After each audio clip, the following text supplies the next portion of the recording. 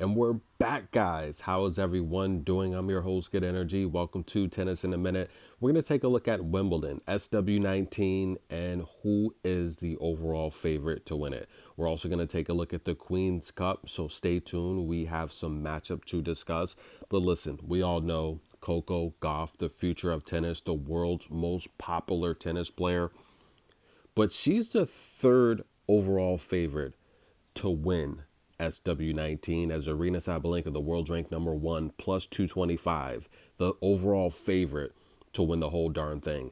Then the giant from Kazakhstan, Elena Rybakina, sneaks back into the picture as a former champion there 3 years ago, plus 450 if you think she could win SW19. She's the second overall favorite to win it. Then comes Coco. She has the third best odds to win it at plus 650.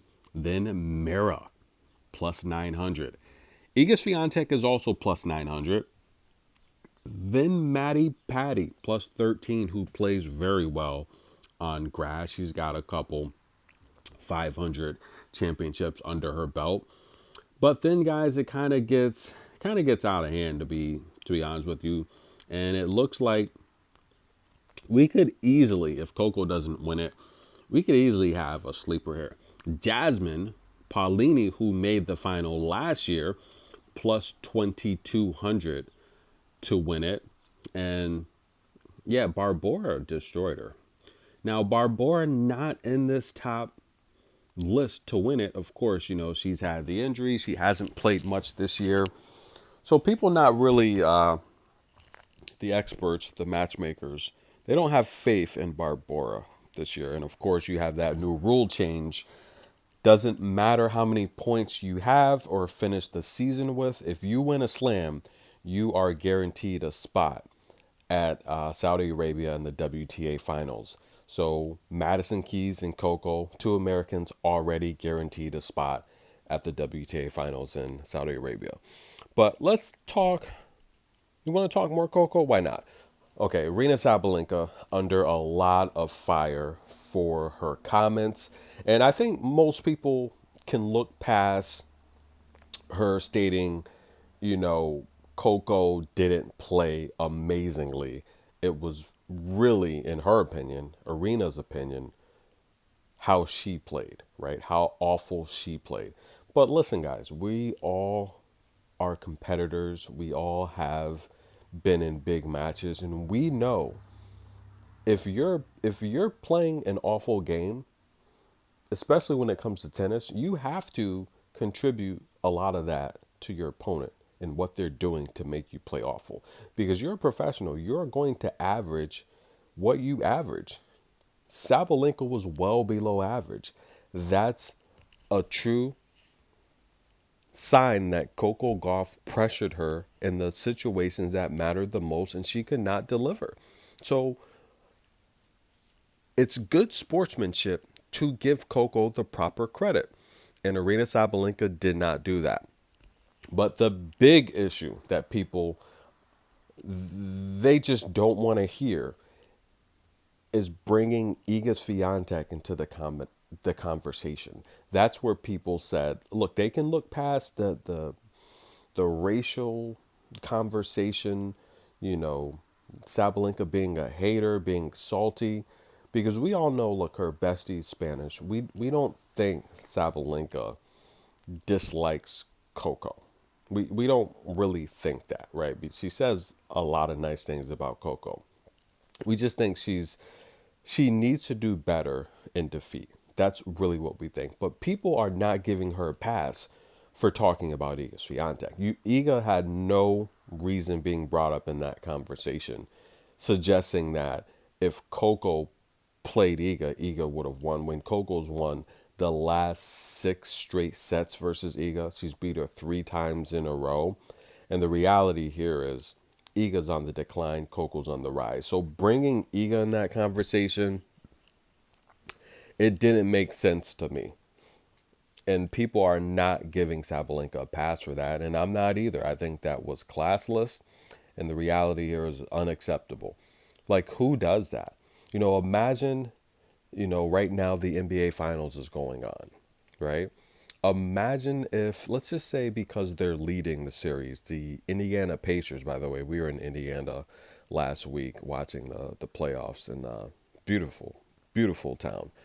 Imagine if the Indiana Pacers win the NBA championship and they, let's say, in OKC says, well, I feel that, if Denver or who did they play the previous round? Minnesota.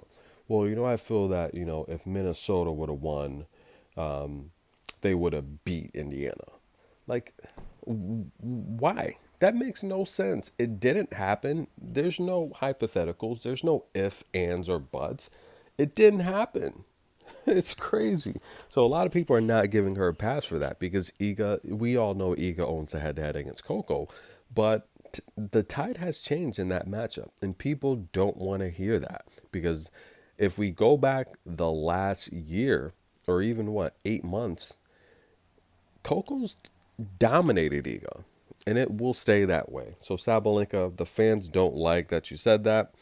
You might want to make another apology, but I don't know. I guess we accept her apology, but we also understand her sportsmanship needs to improve. Let's get into it, guys. All right, we're going to start with the Queen's Cup.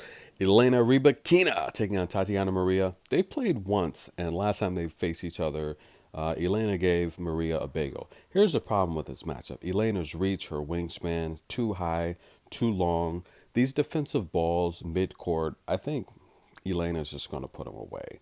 I think Elena's power is also going to put Maria on the back foot a lot.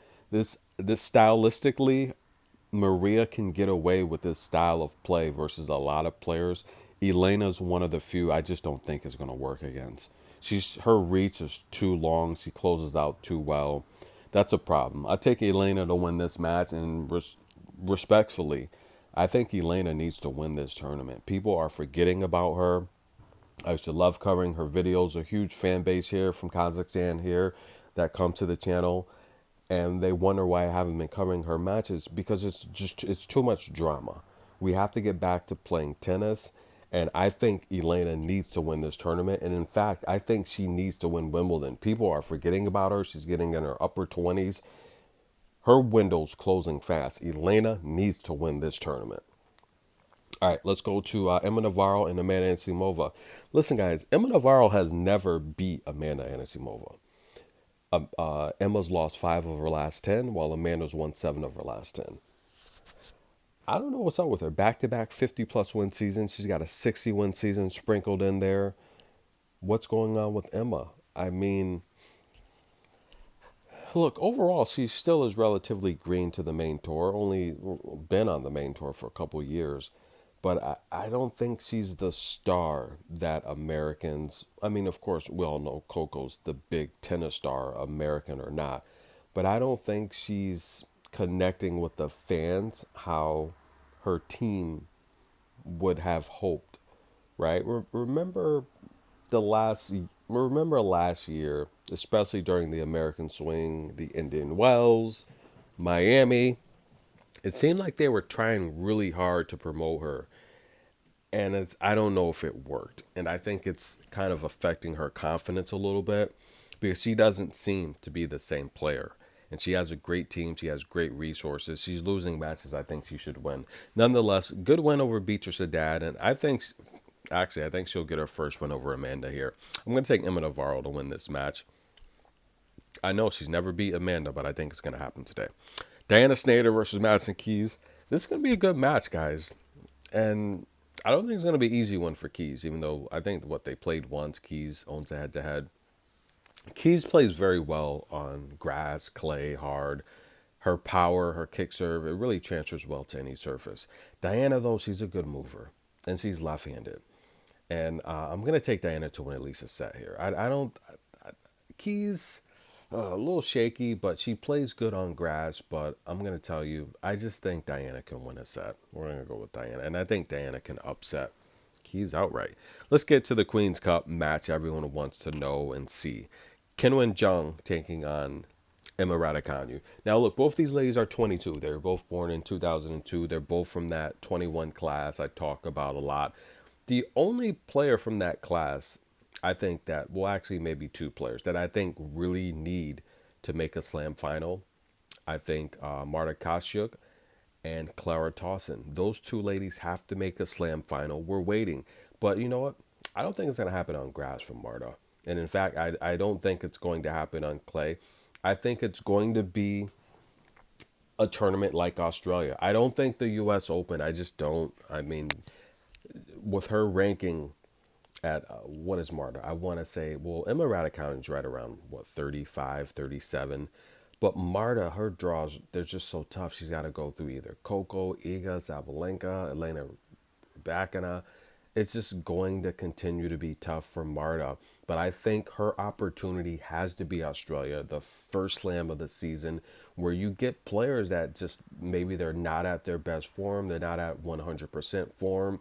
And if she can come into the start of the season at her best, tip top peak level, I think just like we saw in 24, she can shock people, make a semifinal, make a deep run, and possibly, or quarterfinal, should I say, make a deep run, shock people, and at least make a slam final. I don't know if she'll win it, but Clara Towson, on the other hand, she's played, and I think Australia is going to be the tournament for her. She's won the Australian as a junior, but she's got to do something. These are big time stars. That 21 class is, it might be the best class we see for a long time, or maybe not.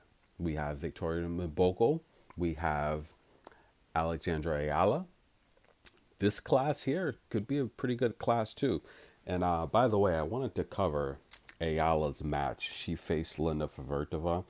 I just thought that was going to be a very, very good match. And of course it was. But I think we're kind of seeing Ayala kind of, because here's the thing. When Ayala faced Iga Swiatek, right? She's got nothing to lose. It's a big stage. And she's going to play her hardest, right? And if Iga's guard is down even the slightest bit, you're going to have an upset. And that's what happened. Now, it gets Linda Favertova, which the Birmingham match where Linda won that in 3. You're kind of seeing, and look, I told you to take Emiliana Arango as the underdog to beat her. I told you to take Marta Kostyuk in Rome to beat her.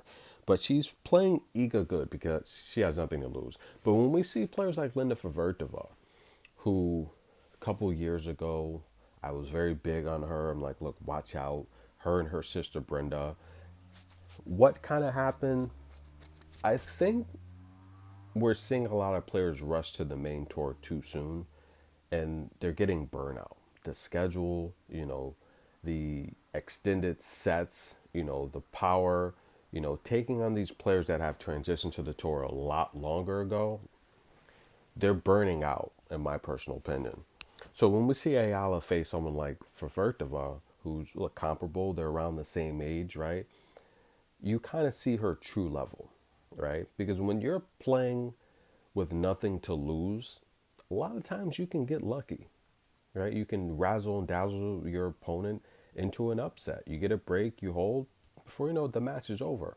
Now, against Favertova, you kind of saw her true skill level, right? So I think that initial honeymoon period where people were falling in love with her game, because look, she's on my top teen prospects list. She wasn't number 1. I had a couple other people ahead of her. So it's interesting to see her play someone her own age on the main tour and kind of see her true skill level. But anyway, again, I think Clara Towson's got to do something on the Australian leg of the tour, especially the Australian Open, and Marta as well. But Qinwen has made a slam final from that class of 21. Emma's won the U.S. Open 21 season. We all know that. Now, if this wasn't the Queen's Cup, I'd take Qinwen to destroy Emma Raducanu. I really would. If this wasn't the Queen's Cup in Emma's backyard where the crowd is going to go crazy, I would take Qinwen to destroy Emma Raducanu. But I'm going to take Emma to win the first set. Now, I'm not counting Qinwen out to win this match. I think she should win the match. But I think the crowd's going to be feeding into Raducanu. I think she'll come out, she'll win the first set. And I think Emma's going to cut cut the court off. I think she's going to shorten the court. She's going to play inside the lines, come cross court with her backhand, forcing Qinwen when she does make contact with her forehand to make a lot of mistakes. So that's how I see this first set going. I think Emma comes out, wins the first set, but I don't think it's going to be easy in the second or third. If it goes three, I could see Emma Raducanu fading and slowing down. So those are the picks, guys. You want to talk Hertogenbosch? Might as well. Another quarterfinal lineup. BB on the beat, taking on Gabby. Listen, Gabriela Elena Russa, good player, classy woman off the court. Now, BB made the final here last year against Ludmilla, another heartbreaking loss where she was up the first set. She hasn't won a title, I want to say, since 2019, right, if I'm not mistaken. It's been rough for BB, but I do think she gets past Gabby in the quarterfinal, setting up a showdown between either Eliza Beta and Susan Layman's. I like Eliza Beta to win this matchup. Yuyan and Elise Mertens. It's going to be a tough matchup here because Jan owns a head-to-head, and I think if Jan plays fast, I think Mertens is slowing down. She plays a lot of tennis. She is slowing down. I could see it. I've been watching her for years. I think Yuyan, if she plays very fast and explosive, if she doesn't come out flat-footed, I think she could run circles around Mertens. However, I think Mertens is going to try and slow things down. She's going to try and use her doubles play at the net to get short balls. I talk a lot about how grass is the fastest surface. And if you have a good drop shot, wide serve, you can be a contender on grass. And because those drop shots don't come back on grass. You never know. Each grass surface is different. They never bounce the same, but they're very tough to defend. And it could go either way, but Mertens has the much better short game, so she should win this match. And we have Veronika Kudermetova and Ekaterina Alexandrova. I think that's going to be a good match as well. Now they just played that head-to-head is very, very... That's been a tight matchup over the years. Ekaterina just beat Kudermetova at the French Open. I think Ekaterina probably should win this tournament, so I'm going to have her getting past Kudermetova. And those are the picks, guys. Enjoy. But Emma Raducanu, Qinwen, that's going to be a good matchup, guys. Get your popcorn.